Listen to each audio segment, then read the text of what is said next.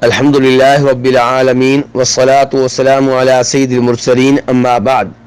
کیا ایک گھر کے ہر فرد کی طرف سے قربانی کرنا اسراف کے زمرے میں آئے گا؟ تو گزارش یہ ہے کہ ایسی بات نہیں ہے۔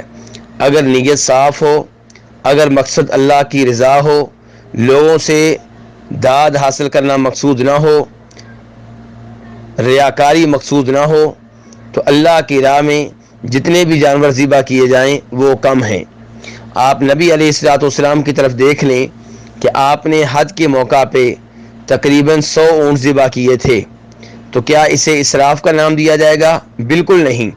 لیکن اگر کسی گھر میں ایک سے زیادہ جانور اس لیے ذبح کیے جاتے ہیں کہ لوگوں میں ہماری شہرت ہو جائے، لوگ ہمیں خراج تحسین پیش کریں، لوگ ہمیں داد دیں، اور اللہ کی رضا مقصود نہ ہو، تو یہ درست نہیں ہے اور اس کی مذمت آئی ہے اور اس سے اجتناب کرنا چاہیے۔ واللہ تعالی اعلم۔